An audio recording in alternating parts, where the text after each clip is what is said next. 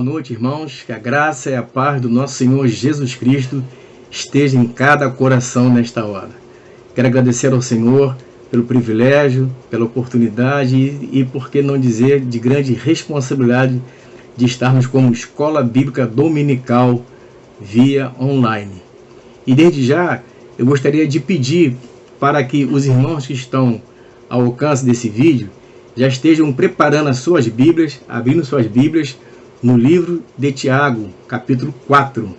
Tiago, capítulo 4. Ele será a base do estudo dessa noite. E gostaria também de pedir para que as pessoas estejam interagindo conosco, fazendo seus comentários aqui embaixo, sobretudo a classe Gênesis, Coinonia, Osana e Renascer.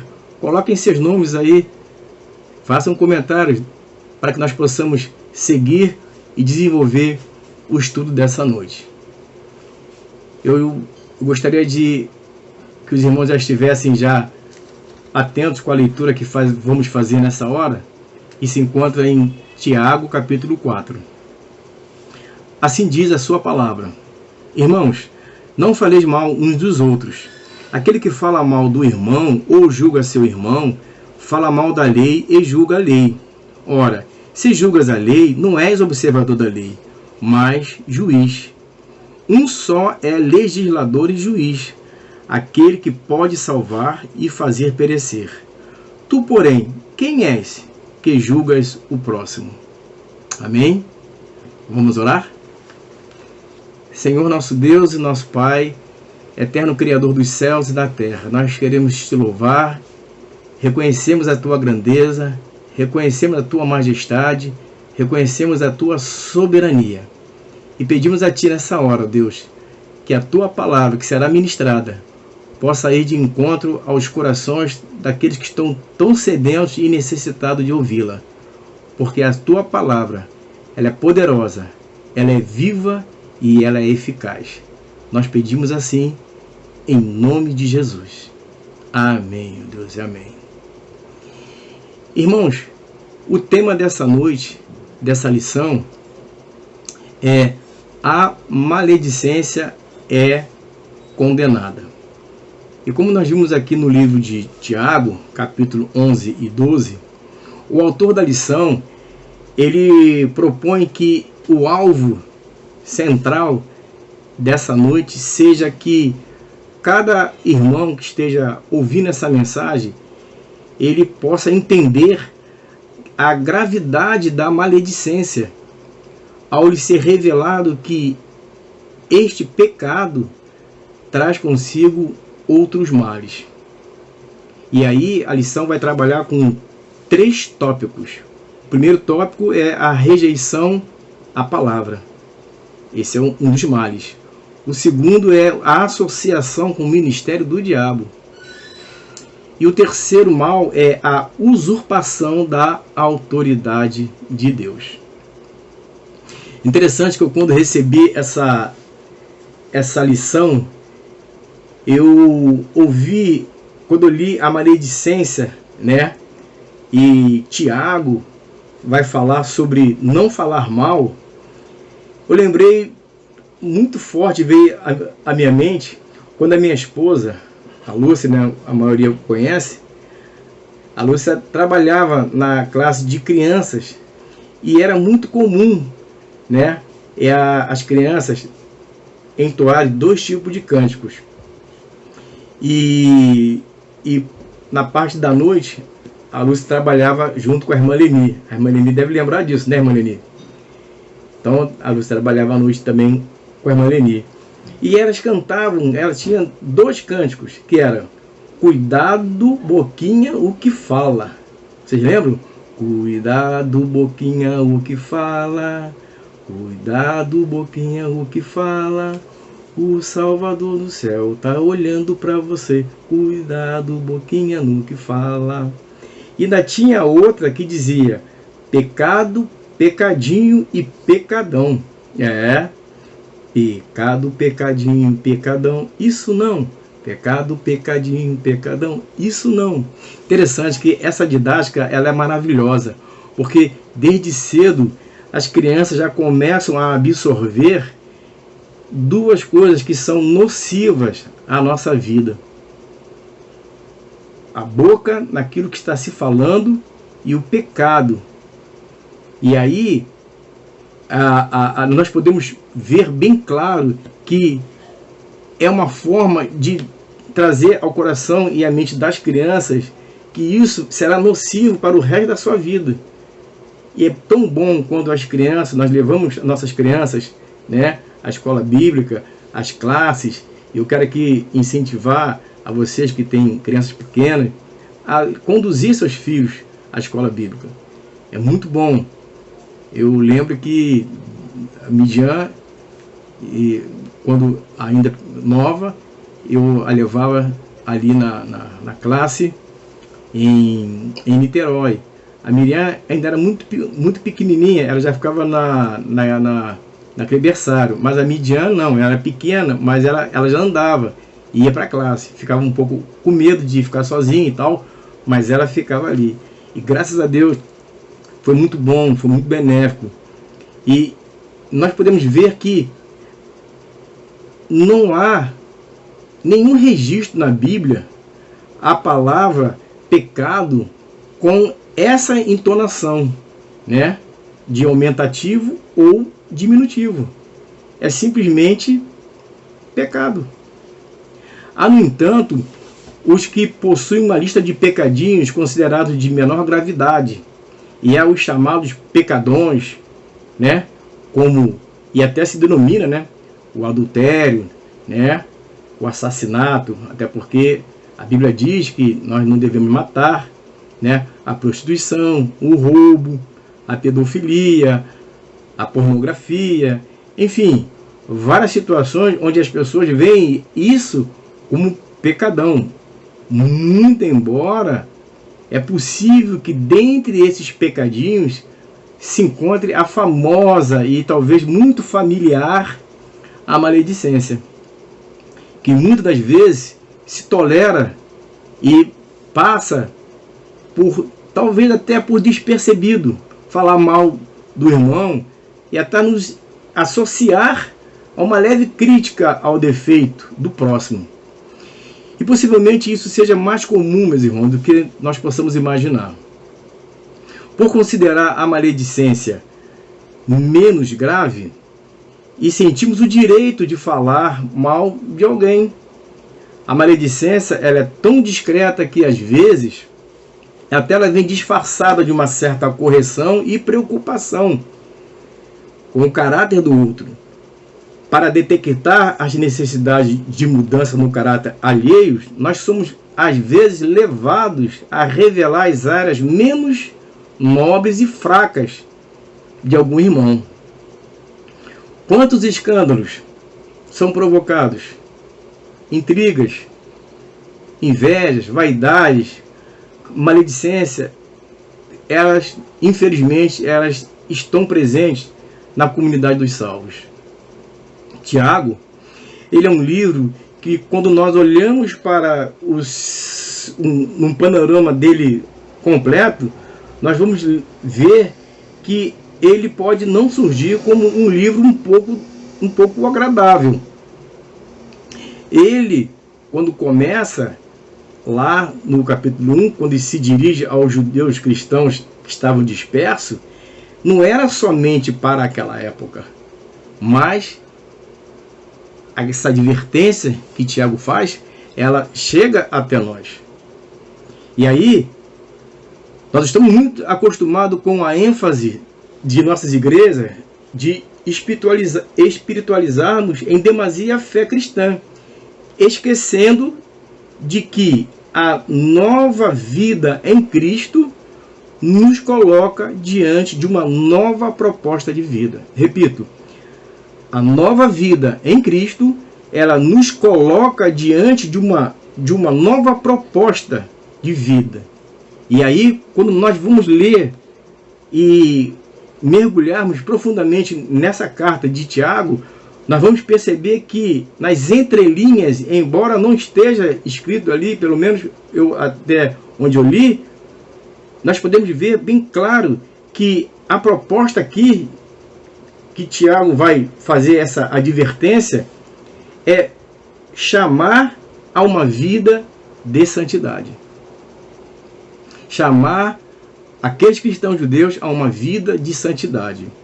Em Levíticos, no capítulo 27, em Levíticos, no capítulo 20, versículo 7, diz assim: portanto, santificai-vos e sede santos, pois eu sou o Senhor, vosso Deus. Veja bem, e aí Pedro vai se alinhar a essa palavra lá de Levíticos, quando ele diz: mas como é santo aquele que vos chamou, sede vós também santos em toda a maneira de viver. E exatamente é isso aqui que Tiago está querendo revelar e trazer à mente daqueles cristãos judeus. E exatamente é isso que ele está falando conosco nessa noite. Nós também, que fomos chamados, sejamos santos em toda a maneira de viver. Pois, por vezes, nós gostamos muito, né, de ouvir as promessas. Ouvimos muitos hinos de promessas, as promessas de Deus, as promessas para a tua vida, meu irmão, isso e mais aquilo. E aí o nosso coração fica tão feliz, tão alegre. Porém, a Bíblia não está somente com promessas. A Bíblia também ela está repleta de exortações e de correções. É isso que ela também nos traz. São os mandamentos.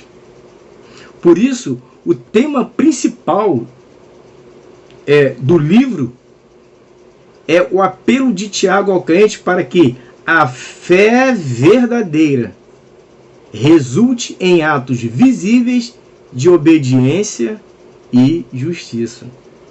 Repito, o tema principal aqui de Tiago é que essa fé que nós temos agora em Cristo Jesus, que fomos redimidos, fomos salvos pela graça de Deus, pelo seu amor, pela sua bondade, fomos justificados por essa fé que é um dom dele para nós. Essa fé, ela precisa resultar exatamente em atos visíveis de obediência e justiça. Ou seja, Tiago está dizendo o nosso testemunho. O nosso testemunho, a nossa maneira de viver. E aí, nós podemos ver que Tiago lá, no capítulo 1 e 22, ele já vem com essa palavra, como disse o pastor Ricardo Félix, há uma sexta-feira dessa atrás. E sede cumpridores da palavra, e não somente ouvintes, enganando-vos a vós mesmo. Ou seja, isso implica em uma conduta correta, o bom uso das palavras, honestidade no trato e integridade de caráter. Que isso pode realmente afetar o crescimento e o amadurecimento da vida espiritual da igreja. A base, o fundamento desse amadurecimento, desse crescimento e desse amadurecimento espiritual, a base está exatamente nessa conduta correta, no bom uso das suas palavras, na sua honestidade no seu trato e integridade do seu caráter. Essa é exatamente a preocupação de Tiago, e não é à toa que, mais uma vez, ele vai falar sobre a questão da língua. Mais uma vez, nós vimos ali com o pastor Ricardo Félix, com o nosso irmão Elton, na sexta-feira agora passada, e agora mais uma vez dando uma sequência de que a preocupação de Tiago com a nossa conduta, o perigo que está naquilo que nós estamos falando, essa é a grande preocupação. E aí, a pessoa pode até fazer essa pergunta, mas, meu irmão, o que é maledicência? O que vem a ser essa palavra maledicência? E fazendo uma pesquisa pelo dicionário, eu encontrei essa definição. Maledicência é a qualidade de quem é maldicente ou maldizente, ação ou hábito de dizer mal dos outros, difamação, detração e maldizer. Logo, se a maledicência ela é condenada, ela não tem a legitimação e nem a aprovação de Deus. Ela é condenada. Se ela é condenada, ora, ela não pode caminhar junto de maneira nenhuma na vida do cristão. Nós vamos ver que a maledicência ela é explicitamente condenada por trazer por si só os pecados que funcionam como suas raízes. E o primeiro que a lição nos apresenta é aquele que eu falei lá no início, do primeiro tópico que ele nos coloca. Primeiro, a rejeição à Escritura Sagrada. E aí, nós vemos no capítulo 4, no verso 11, quando ele diz: irmãos, não faleis mal uns dos outros. Aquele que fala mal do irmão, ou julga a seu irmão, ele fala mal da lei e julga a lei. Ora, se julgas a lei, não és observador da lei, mas é juiz. Então, dentro desse tópico de rejeição à Escritura Sagrada, nós temos um subtópico que vem dizer o quê? Primeiro, a Bíblia ela proíbe a maledicência.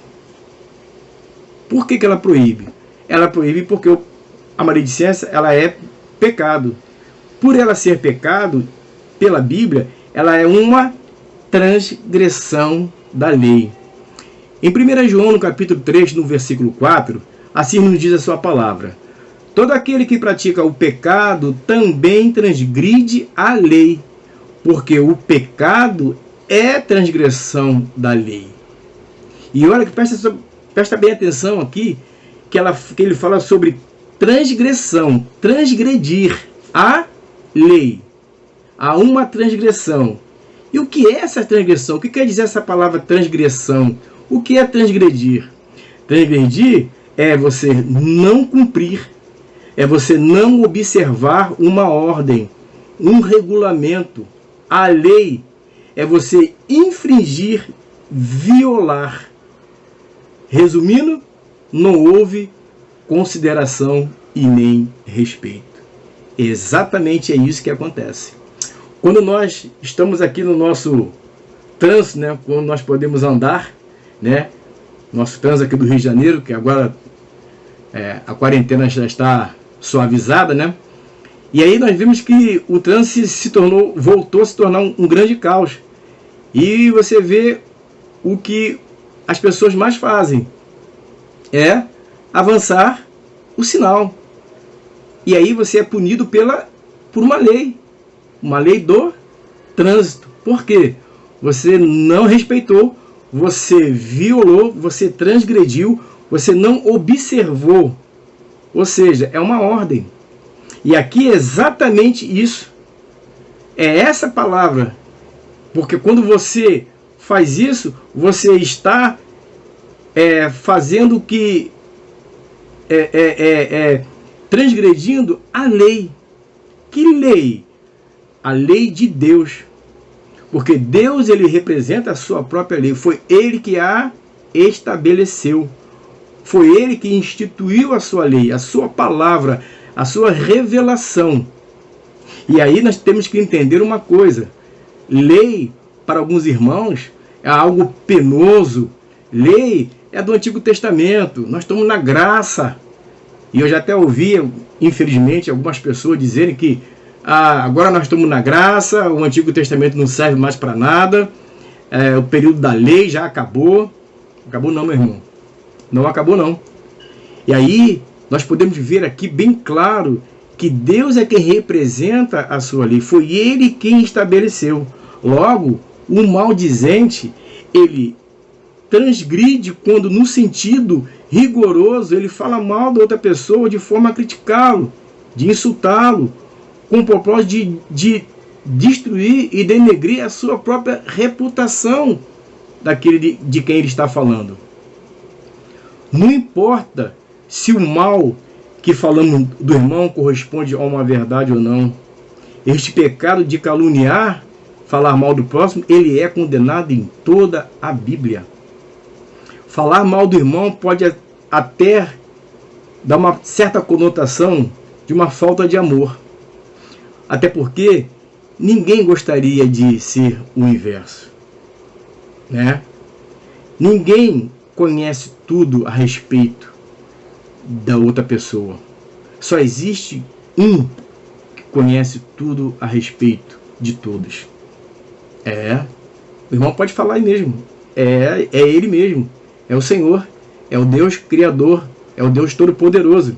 Somente ele tem o atributo da onisciência, que o capacita a conhecer plena e perfeitamente tudo e todas as coisas.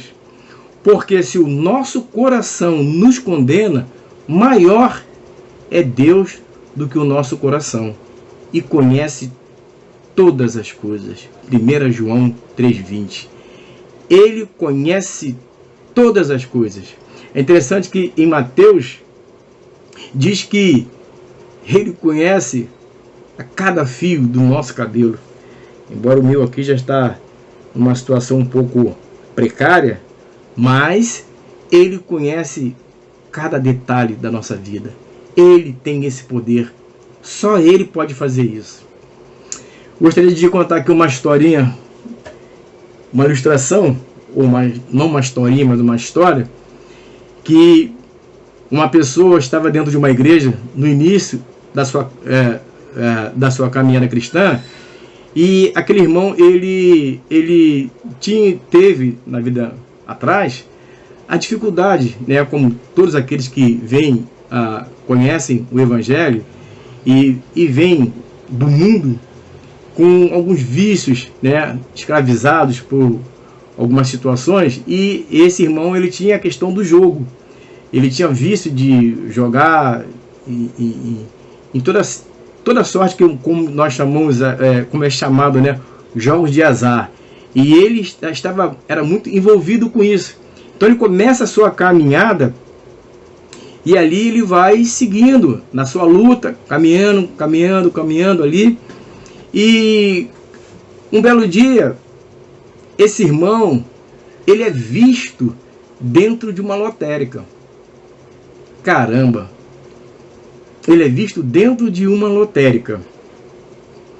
Aí, essa pessoa que avistou aquele irmão dentro de uma lotérica, no mesmo dia, de uma maneira assim, relâmpago, através do celular, hoje você se comunica instantâneo, desde que tenha crédito, meu irmão. É preciso colocar o crédito no celular, né?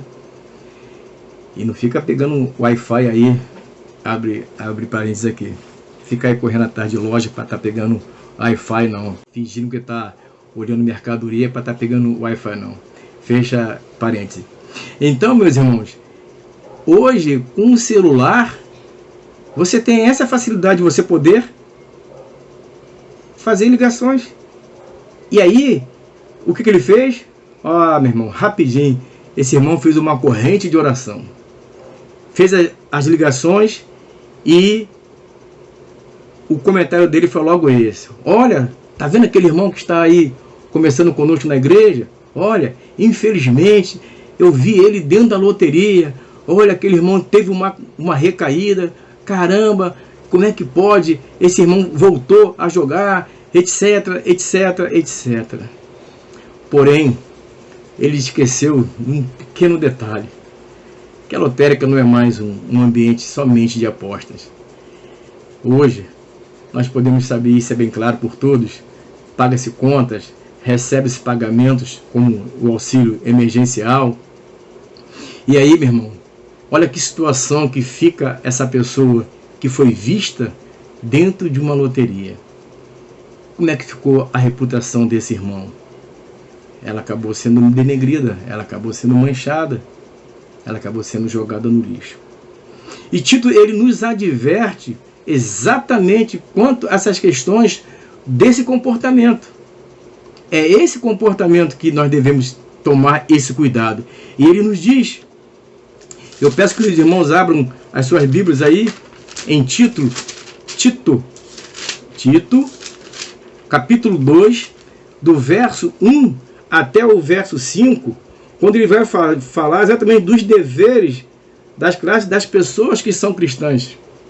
Porque Tito diz, vamos advertir os nossos deveres para que nós não possamos difamar a palavra de Deus.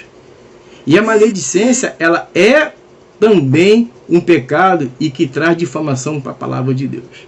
Diz assim, Tito capítulo 2, a partir do verso 1. Tu, porém, fala o que convém a sã doutrina. Quanto aos homens idosos, que sejam temperantes, respeitáveis, sensatos, sadios na fé, no amor e na constância. Quanto às mulheres idosas, semelhantemente, que sejam sérias em seu proceder, não caluniadoras, não escravizadas a muito vinho, sejam mestras do bem, a fim de instruir as jovens recém-casadas a amarem ao marido e aos seus filhos, a serem sensatas, honestas, boas donas de casa, bondosas, sujeitas ao marido, para que a palavra de Deus não seja difamada.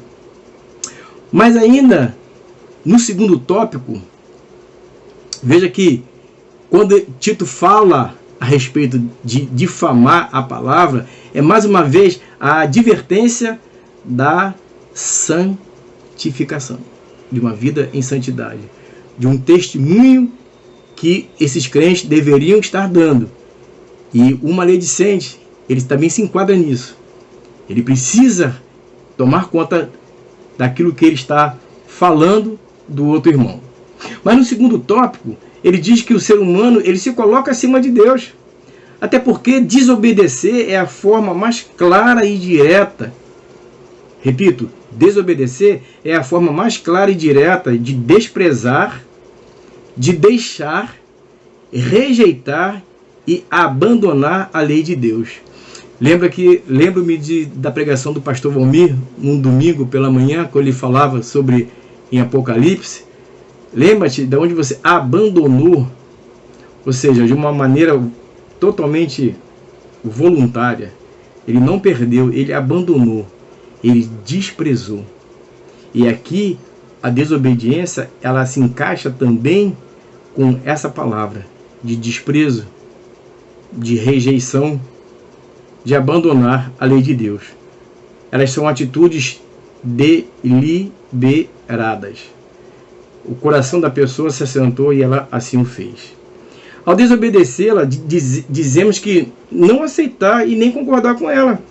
A lei da qual o escritor fala aqui é a lei real.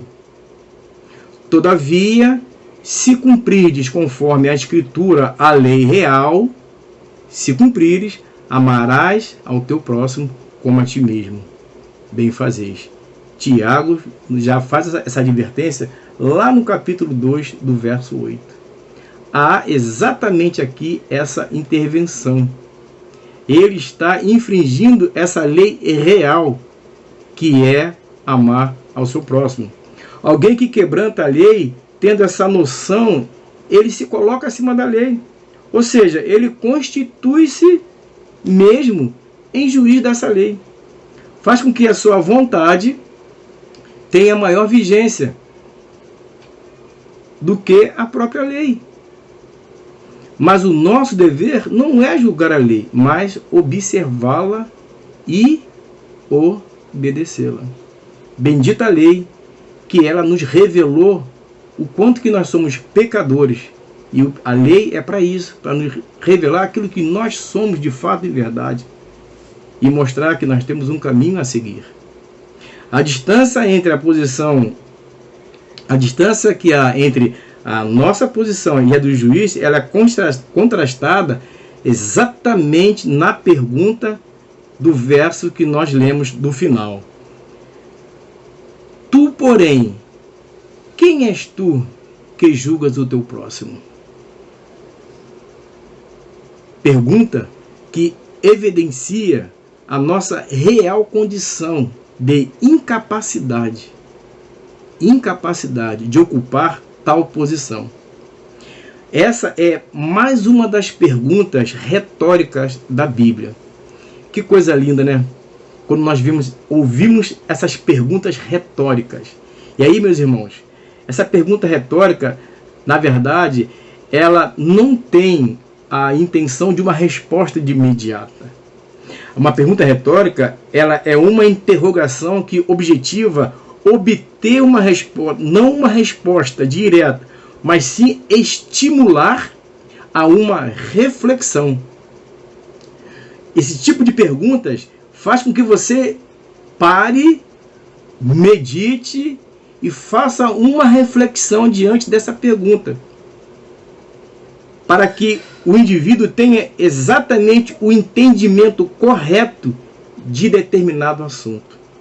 E aí nós podemos ver, o autor aqui colocou, com muita sabedoria, algumas passagens que falam sobre essas perguntas retóricas. Uma delas é aquela que a irmã Dalva fazia na classe no lar, EBD no lar.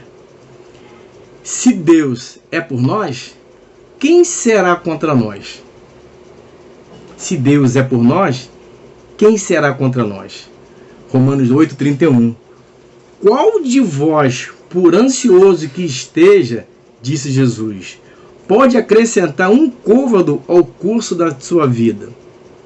Lucas 12:25. Quem és tu que julgas? Quem és? E nessas perguntas retóricas, a resposta para todas elas é somente uma. E eu tenho certeza que você sabe qual é a resposta.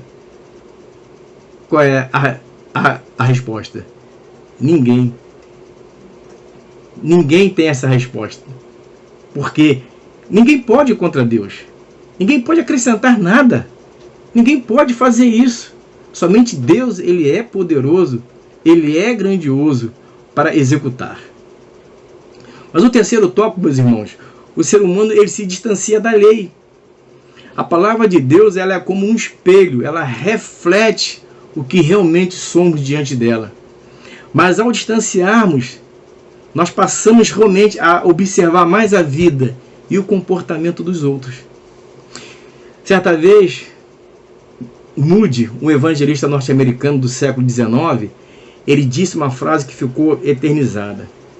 Ou este livro, a palavra de Deus, me afasta do pecado, ou o pecado me afastará desse livro. Sem dúvida, meu irmão, quando o cristão começa a se afastar de Deus, da sua palavra, da sua revelação, da sua direção, ele começa a ficar muito mais crítico em relação aos seus irmãos. Observe que por 3 vezes, o versículo lá atrás, ele diz a obrigação de como irmãos cristãos. Irmãos, não faleis mal. Irmão, quem fala mal, não fala mal do seu irmão. Não fala mal porque você está falando mal da lei. Ou seja, essa advertência ela é muito forte para despertar a seriedade e a gravidade da maledicência.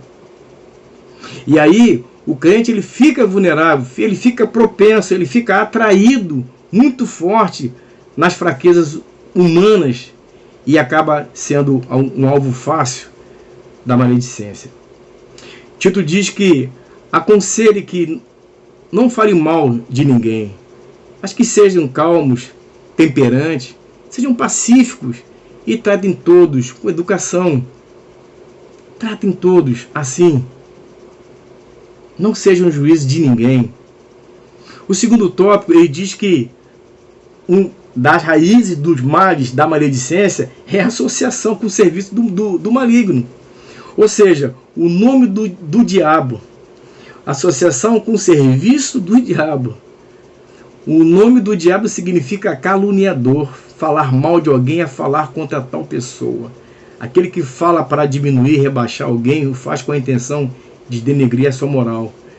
E aí é o tipo de pessoa que só foca nos defeitos do outro, que degrada, que rebaixa ou que difama. Às vezes, meus irmãos, as pessoas elas não conseguem ver virtude em algumas pessoas. Mesmo quando elas têm qualidade, o maledicente ele sempre procura encontrar falhas. É como o antigo ditado que diz: amigo meu não tem defeito. O meu inimigo, se não tiver, meu amigo, eu coloco, eu vou achar. eu vou achar. E o maledicente, ele tem essa característica. A Bíblia atribui tais qualificações ao diabo, porque é ele quem é o acusador. Ele foi expulso. Lá em Apocalipse, isso vai acontecer. Então eu ouvi uma grande voz, diz João, do céu proclamando: agora veio a salvação, o poder, o reino do nosso Deus e a autoridade do seu Cristo, pois foi expulso o acusador de nossos irmãos, o mesmo que acusa de dia e de noite diante do nosso Deus. Apocalipse 12:10. O diabo, ele fala mal de Deus aos homens. Podemos ver isso bem claro aonde? Com Eva. É assim que Deus disse: não comereis de toda árvore do jardim? Deus sabe que no dia que dele comerem, se vos abrirão os olhos, e como Deus sereis conhecedores do bem e do mal. Essa passagem é bem conhecida, né, meu irmão?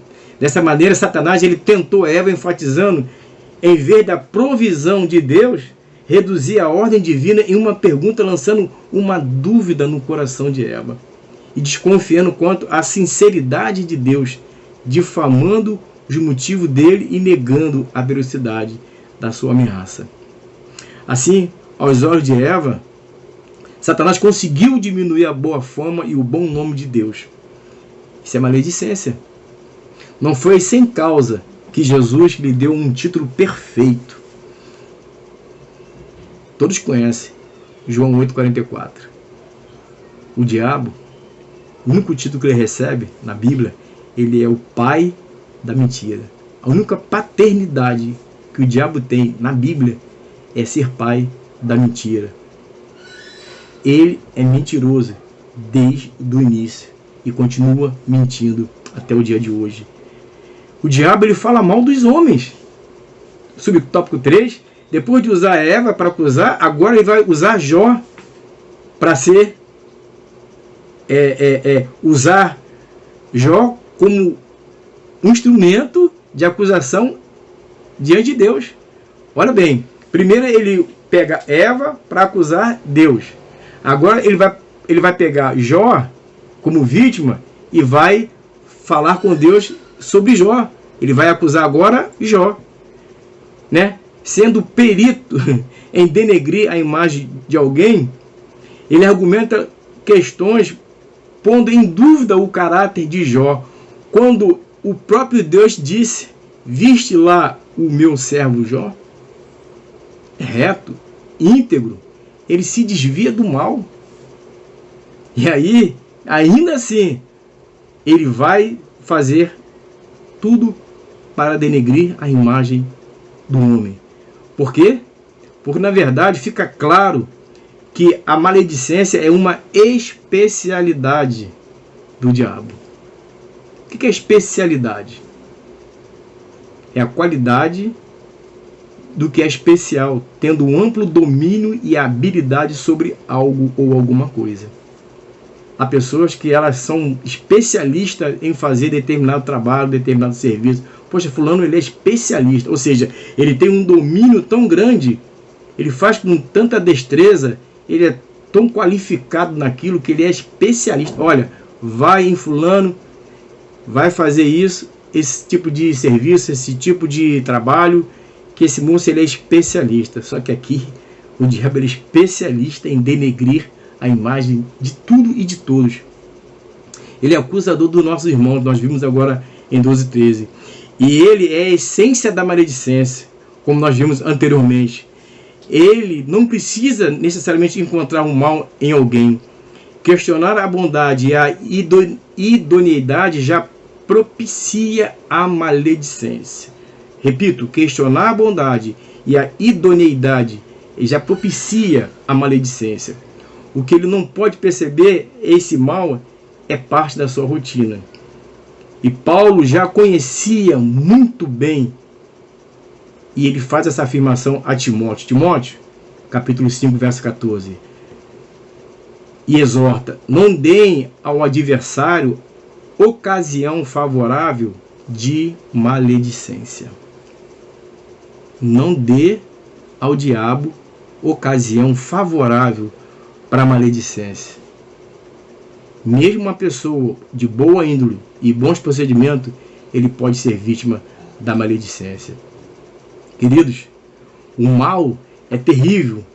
E aí nós vamos para a terceira e última etapa dessa lição, que ele vai falar sobre usurpar os direitos de Deus, quando o direito exclusivo de Deus, do verso 12, quando ele vai falar: um só é legislador e juiz, aquele que pode salvar e fazer perecer. Tu, porém, quem és que julga o próximo? A palavra dura de Tiago não se restringe ao ato de falar mal, mas também ao ato de julgar o irmão. E ele junta as duas advertências. E a quebra de qualquer uma delas constitui um mesmo pecado, que é a lei, transgressão. Interessante que em ambos os casos a pessoa ela usurpa o diabo por falar mal, que é próprio dele, e julgar, que é específico de Deus. Ou seja, se falamos mal, associemos a algo errado, que é a maledicência, essência do diabo, e se julgamos algo que é correto e justo, porém é uma prerrogativa que pertence exclusivamente a Deus. Um só é legislador e juiz. Há um cântico de Moisés e uma sólida afirmação do justo juiz, que diz, Deuteronômio 32:4. Eis a rocha, suas obras são perfeitas, porque todos os seus caminhos são juízo. Deus é fidelidade e não há nele injustiça, é justo e reto. A capacidade é exclusivamente dele. O grande problema do nosso julgamento é que ele é ineficaz. Não temos capacidade nenhuma de salvar ou fazer perecer. Por vezes, expomos a situação do pecador. Mas Deus, porém, é o justo juiz capaz de salvar ou fazer perecer. Ele não apenas expõe a situação do pecador, mas também ele define o resultado.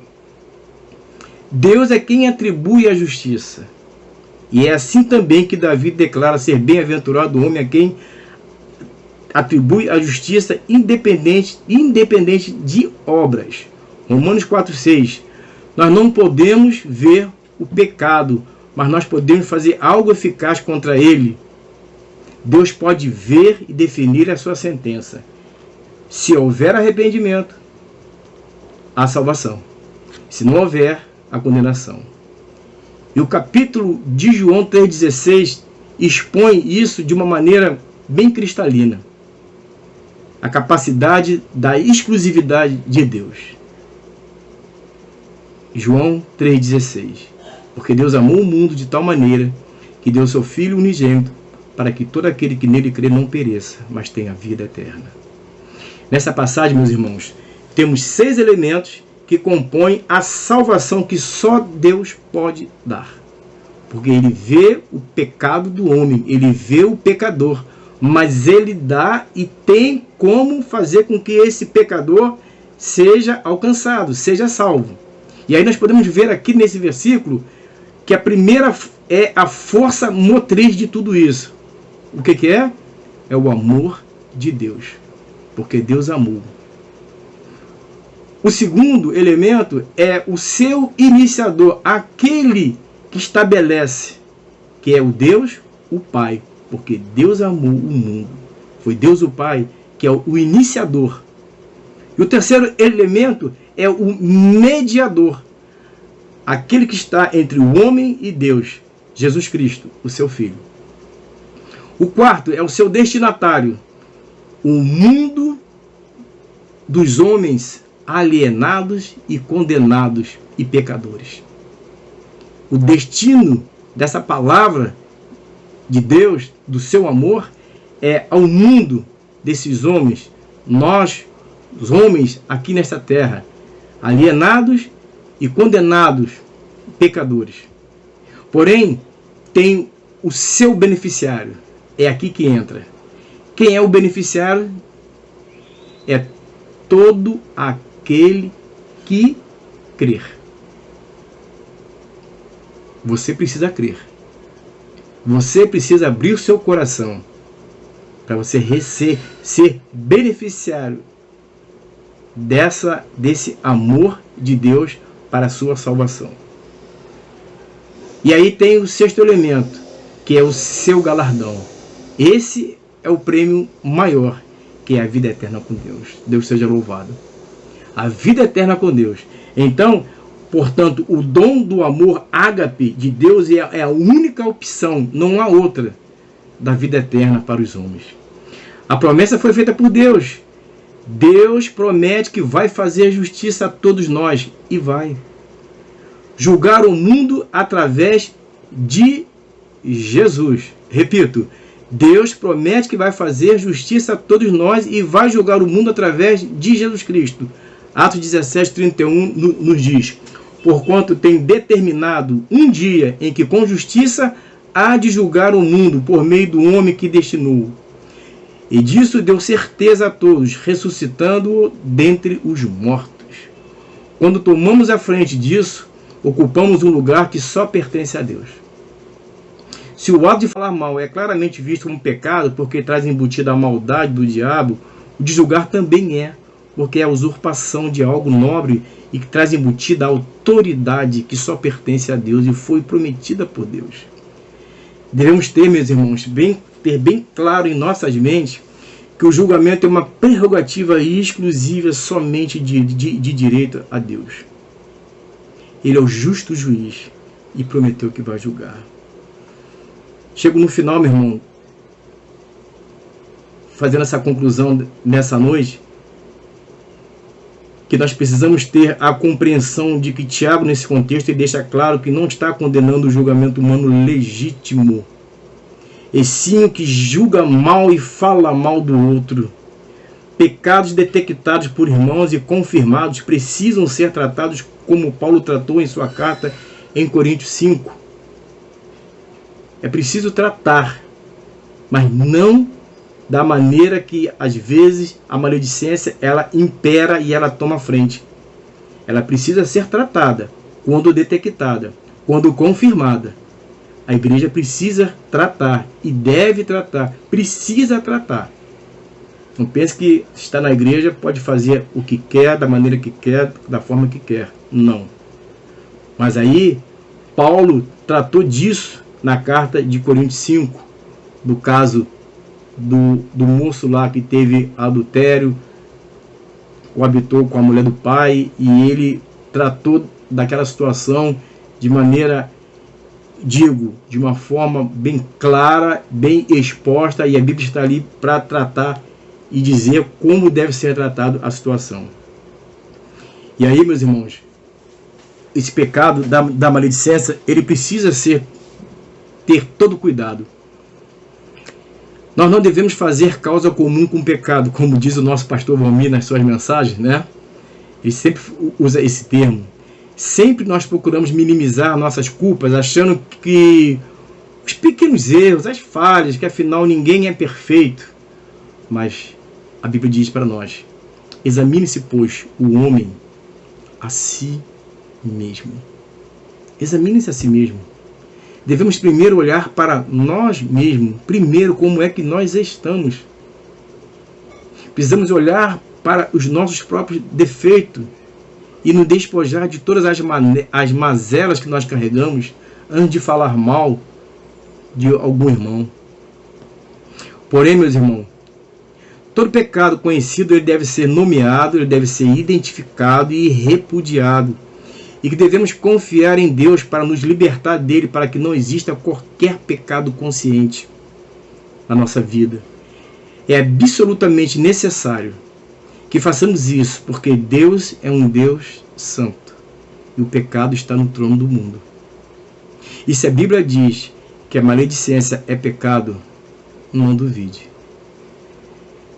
Então devemos propor o seguinte desafio para nossas vidas: ponderar, considerar, antes de falar algo de alguém, nos questionando se não será maledicência aquilo que nós vamos falar de alguém.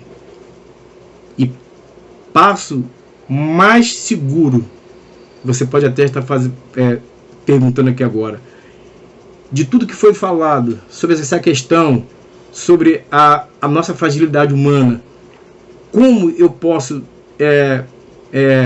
ter na minha vida uma maneira de ser tratado da maledicência? Meus irmãos, basta a gente voltar um pouquinho lá no capítulo 1, que nós temos uma resposta aqui que eu entendo ser a mais eficaz para tratar das questões não só da maledicência e de tantos os outros pecados que tão de perto nos rodeiam. E foi dito pelo pastor Ricardo Félix naquela lição passada. O passo mais seguro para nos fortalecer contra essa forte inclinação da carne para o mal e seguir a orientação de Tiago, que diz em capítulo 1, verso 22, e sede cumpridores da palavra, e não somente ouvintes, enganando-vos a vós mesmos. No dia a dia, passo a passo, com a ajuda do Espírito Santo, meu irmão, a vitória ela é garantida. Porque Cristo, quando disse que era necessário que ele fosse, ele fez a oração, ele disse que ia pedir ao Pai um consolador, um ajudador. E nós temos isso na nossa vida, um consolador. Nós temos um ajudador. É o Espírito Santo, é Deus conosco, para nos ajudar nas nossas falhas, nas nossas fraquezas humanas, que o pecado ainda está residindo dentro de nós. Mas, quando isso acontecer, nós precisamos dizer como Paulo disse, miserável homem que sou, quem poderá me livrar? Mas graças a Deus, por Jesus Cristo, o Filho de Deus, aquele que morreu por nós, aquele que está à destra do Pai, intercedendo por nós. Amém, meus irmãos? Eu gostaria, diante de fazer essa oração, gostaria de fazer uma indicação de um livro que eu peguei algumas bases. Não sei se vai dar para ler, porque deve estar ao contrário aqui.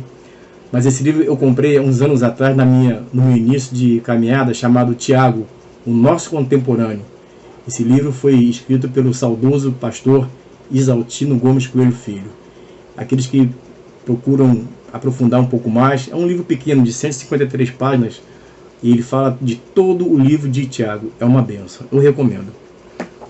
Vamos orar, meus irmãos.